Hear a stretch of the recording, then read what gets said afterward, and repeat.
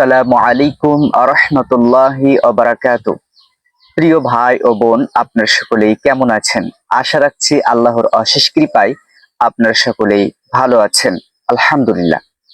আজকে যে বিষয়টি আমি চয়ন করেছি অত্যন্ত গুরুত্বপূর্ণ একটি বিষয়। আজ আমার আলোচ্য বিষয় বস্তু হলো কুরবানির প্রকৃত রূপরেখা। কুরবানি এর গুরুত্ব, এর ফজিলাত, এর মহত্ব ইসলামে অনেক, অপরিসীম। কুরবানি এটি কুরব শব্দ থেকে নির্গত হয়েছে, উৎপত্তি হয়েছে, যার অর্থ হলো নিকটস্থ হওয়া, কাছাকাছি হওয়া, সান্নিধ্য অর্জন করা। ইসলামিক পরিভাষায় বলা হয় নির্দিষ্ট সময়ে, নির্দিষ্ট পদ্ধতিতে, নির্দিষ্ট নিয়মাবর্তিকা অনুসারে নির্দিষ্ট পশু, যা জিলহজ মাসে 10, 11, 12, 13 তারিখ পর্যন্ত আল্লাহ সুবহানাহু ওয়া তাআলার সন্তুষ্টির উদ্দেশ্যে যে পশু জবাহ করা হয় তাকে মূলত বলা হয় কুরবানি। এই কুরবানি এর গুরুত্ব ইসলামে অপরিসীম। আল্লাহ সুবহানাহু ওয়া তাআলা পবিত্র আল কোরআনুল কারীমের মধ্যে তিনি বলেন, ফাসাল্লি রাব্বিকা ওয়ানহার। হে নবী মুহাম্মদ সাল্লাল্লাহু আলাইহি ওয়াসাল্লাম, আপনি সালাত আদায় করুন এবং কুরবানি করুন। সূচনাতে সালাতের নির্দেশনা, সালাতের আদেশ এসেছে। দ্বিতীয়, কোরবানির নির্দেশনা এসেছে। সালাত বিহীন, সালাত ছাড়া কুরবানি এর উদাহরণ, এর উপমা, এর দৃষ্টান্ত হলো কোনো ব্যক্তি তার মস্তিষ্কে পাপড়ি ধারণ করলো কিন্তু তার পরনে কাপড় নেই, এটা যেমন বেমানান, তদ্রূপ অনুরূপ সালাতবিহীন কুরবানি তার উদাহরণ। আল্লাহ সুবহানাহু ওয়া তাআলার নিকটে সালাতবিহীন কুরবানি এটা গ্রহণযোগ্য হবে না। নবী করিম সাল্লাল্লাহু আলাইহি ওয়াসাল্লামকে জিজ্ঞাসা করা হলো, ইয়া রাসূলুল্লাহ, মা হাযিহিল আদাহি, অর্থাৎ কুরবানি কি জিনিস? নবী সাল্লাল্লাহু আলাইহি ওয়াসাল্লাম বললেন, সুন্নাতা আবিকুম ইব্রাহিম আলাইহিস সালাম, এটা হলো ইব্রাহিম আলাইহিস সালামের আদর্শ। তাহলে এই হাদিস থেকে আমরা স্পষ্ট হলাম যে কুরবানি করা সুন্নাহ। কুরবানি ইসলামের একটি আদি এবং প্রাচীন ইবাদত। পৃথিবীর সূচনা লগ্ন থেকে আদম আলাইহিস সালাম থেকে নিয়ে শুরু করে শেষ নবী মুহাম্মদ সাল্লাল্লাহু আলাইহি ওয়াসাল্লাম পর্যন্ত এই কুরবানির বিধান চলে আসছে, কিন্তু তৎকালীন সময় কুরবানির পদ্ধতি, কুরবানির নিয়মাবর্তিকা ভিন্ন ছিল। আল্লাহ সুবহানাহু ওয়া তাআলা পবিত্র আল কোরআনুল কারীমের মধ্যে বলেন, ওয়ালিকুল্লি উম্মাতিন জাআলনা মানসাকা, অর্থাৎ আমি প্রত্যেক জাতির মধ্যে কুরবানির বিধান দিয়েছি।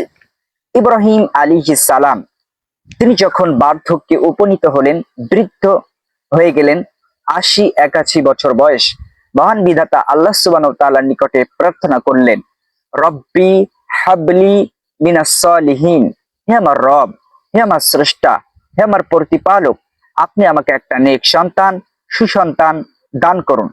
আল্লাহ সুবহানাহু ওয়া তাআলা পবিত্র আল কোরআনুল কারীমের মধ্যে বললেন, ফাবাশশারনাহু বিগুলামিন হালিম, হে ইব্রাহিম, তোমাকে একটা নেক সন্তান, সুসন্তান, চক্ষু শীতলকারী একটি সন্তানের সুসংবাদ শুনিয়ে দিলাম। ইব্রাহিম আলাইহিস সালাম এর স্ত্রী হাজরা তার পেটে জন্ম লাভ করলেন ইসমাইল আলাইহিস সালাম।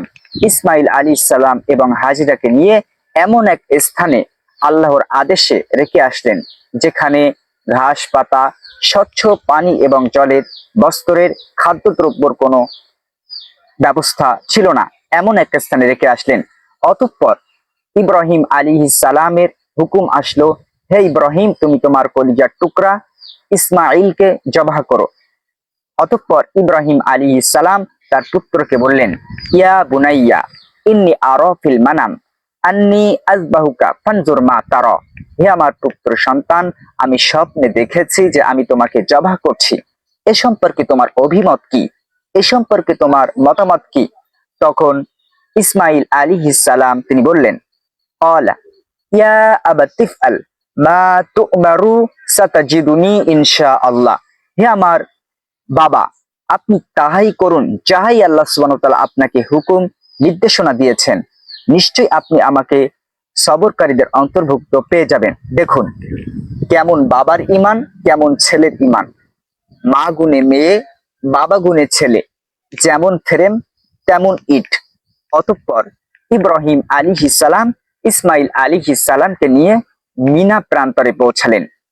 ইসমাইল আলাইহিস সালামকে চিৎ করে উবুড় করে শুবিয়ে দিলেন। অতঃপর ইব্রাহিম আলাইহিস সালাম ইসমাইল আলাইহিস সালামের গলায় ছুরি চালাচ্ছেন। অপরদিকে আল্লাহ সুবহানাহু ওয়া তাআলা তিনি বললেন, ওয়ানা দাইনাহু আইয়া ইব্রাহিম কদ সাদ্দাকতা রুইয়া।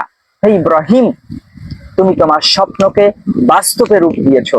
এমন ভাবে আমি প্রত্যেক নেক সৎ লোকদেরকে আমি পরীক্ষা করে থাকি, আর এটা ছিল তোমার উপর পরীক্ষা। আল্লাহ সুবহানাহু ওয়া তাআলা বলেন, ওয়াতারাকনা আলাইহি ফিল আখিরিনা ওয়া সাল্লামা আলা ইব্রাহিম। ইব্রাহিম আলাইহিস সালামের এই মহান আদর্শকে পরবর্তী মানুষের জন্য স্মরণীয় করে রেখেছেন এবং ইব্রাহিম আলাইহিস সালামের জন্য আল্লাহ সুবহানাহু ওয়া তাআলা দোয়া প্রার্থনা মঙ্গল কামনা করেছেন। সম্মানিত প্রিয় ভাইরা, আল্লাহ সুবহানাহু ওয়া তাআলা পবিত্র আল কোরআনুল কারীমের মধ্যে বলেন, কুল ইন্না সালাতি ওয়া নুসুকি ওয়া মাহইয়ায়া ওয়া মামাতি লিল্লাহি রাব্বিল আলামিন। অর্থাৎ আমার সালাত, আমার কুরবানি, আমার জীবন এবং আমার মরণ, যাবতীয় সমস্ত কিছু এক আল্লাহ সুবহানাহু ওয়া তাআলার জন্য। আপনি কুরবানি কার জন্য করছেন? আল্লাহর জন্য নাকি লোক দেখানোর জন্য? আপনি কুরবানি কিসের জন্য করছেন? আল্লাহর জন্য না সমাজে পদ মর্যাদার জন্য?